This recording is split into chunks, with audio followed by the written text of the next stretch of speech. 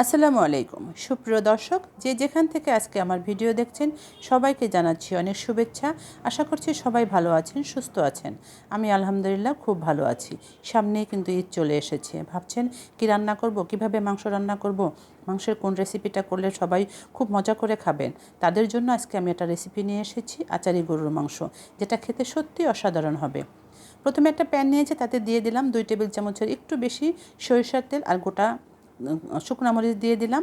আর তাতে দিয়ে দিলাম পাঁচফোড়ন দিয়ে সেটা দিয়েছি আমি 1 চা চামচের মতো। মরিচ আর পাঁচফোড়ন সুন্দরভাবে ভাজার পরে এখানে কিছু গরম মশলা দেবো। তেজপাতা দিয়েছি একটা, কালো এলাচ দিয়ে দিলাম, যেটা মুখ ফাটিয়ে দিয়েছি যাতে এর বীজটা ভেতর থেকে বেরিয়ে আসে আর খুব সুন্দর একটা ফ্লেভার আসে। সবুজ এলাচও কিন্তু আমি মুখটা ফাটিয়ে দিয়েছি। স্টার অ্যানিস দিয়ে দিলাম একটা, দারচিনি দিয়েছি আর কাবাব চিলি দিয়ে দিলাম আমি এখানে 7 থেকে 8টা। কাবাব চিলিটা কিন্তু গোলমরিচের মতো দেখতে হলেও এর মাথায় কিন্তু একটা ডাঁটার মতো আছে, যেটা দেখতে অনেকটাই নাকফুলের মতো। পেঁয়াজ কুচি দিয়ে দিলাম এখানে আমি 1 কাপের মতো। বেশ ভালোভাবে এগুলো কষিয়ে নেব। পেঁয়াজটা একদম বেরেস্তা হওয়ার আগ মুহূর্তে এখানে আমি দিয়ে দিলাম আদা আর রসুন বাটা 2 টেবিল চামচের মতো। আদা আর রসুন বাটা একসঙ্গে আমরা কিভাবে বেটে নিব, এর যে একটা টেকনিক আছে অথবা মেজারমেন্ট আছে, সেটা কিন্তু আমরা সবাই জানি না। কেউ হয়তো জানি, বাট অনেকেই জানি না। যারা নতুন আছেন তাদের জন্য আমি একটা দেবো, সেটা একটু পরে দিচ্ছি। এখানে কিছু শুকনো মশলা দিয়ে দিলাম। এখানে ভাজা জিরার গুঁড়া দিলাম 1 চা চামচ, হলুদের গুঁড়া দিলাম 1 চা চামচ, আর শুকনো মরিচের গুঁড়া সেটাও দিয়ে দিলাম 1 চা চামচ। কালো গোলমরিচের দিয়ে দিলাম 1/2 চা চামচ।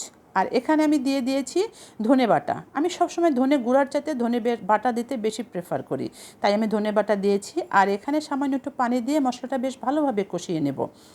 সুন্দরভাবে কষানোর পরে এখানে মাংস দিয়ে দিলাম 1.5 কিলোর মতো। তারপরে এখানে এটা কষিয়ে নেব, বেশ ভালোভাবে কষিয়ে নেব। আর চুলার জালটা কিন্তু আমি হাই হিটেই রেখেছি, কারণ এখান থেকে খুব একটা পানি বের হওয়ার সুযোগ আমি দেব না।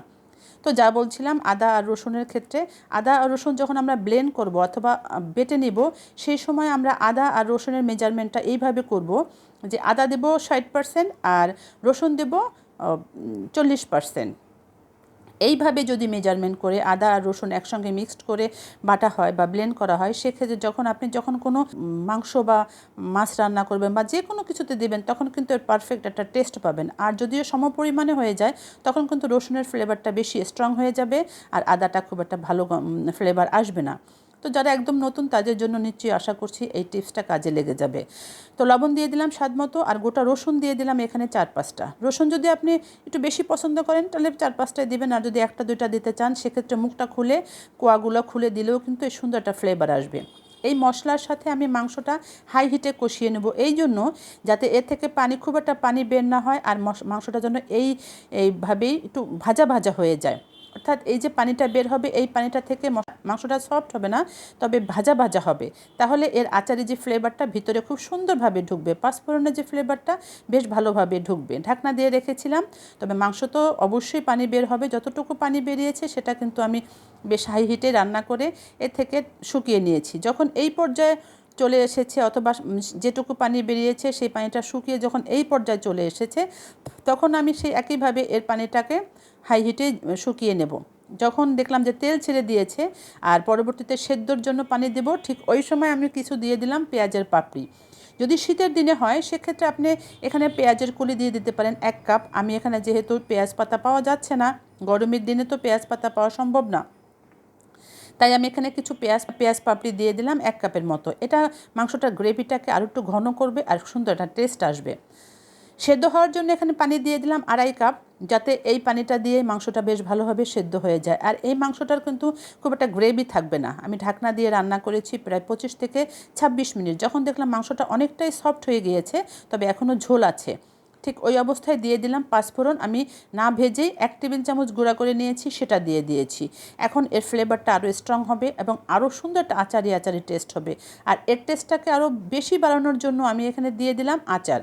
এখানে আমি জলপাইয়ের আচার নিয়েছি, টক মিষ্টি আচার, এটা 1 টেবিল চামচ এখানে দিয়ে দিলাম। আপনার ঘরে যে কোনো আচার থাক না কেন আপনি সেটাই দিয়ে দেবেন।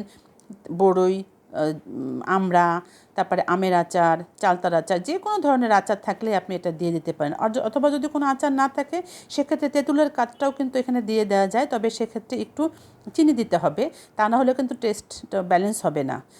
তো আচার দেওয়ার পরে যখন খুব সুন্দরভাবে ভেজে নিয়েছি আর ঝোলটা একদম শুকিয়ে গিয়েছে, তারপরে আমি এটা সার্ভ করে নেব। এটা কিন্তু ঈদে একটা স্পেশাল খাবার হবে। আশা করছি আপনার পরিবারকে আপনি নতুন কিছু টেস্ট উপহার দিতে পারবেন। যদি আমার রেসিপিটা আপনাদের কাছে ভালো লেগে থাকে তাহলে প্লিজ আমার চ্যানেলটি সাবস্ক্রাইব করে দিবেন আর পাশে থাকা বেল বাটনটিও প্রেস করে রাখবেন। যারা অলরেডি আমার চ্যানেলটি সাবস্ক্রাইব করে দিয়ে নিয়মিত আমার সাথেই আছেন তাদেরকে অসংখ্য ধন্যবাদ।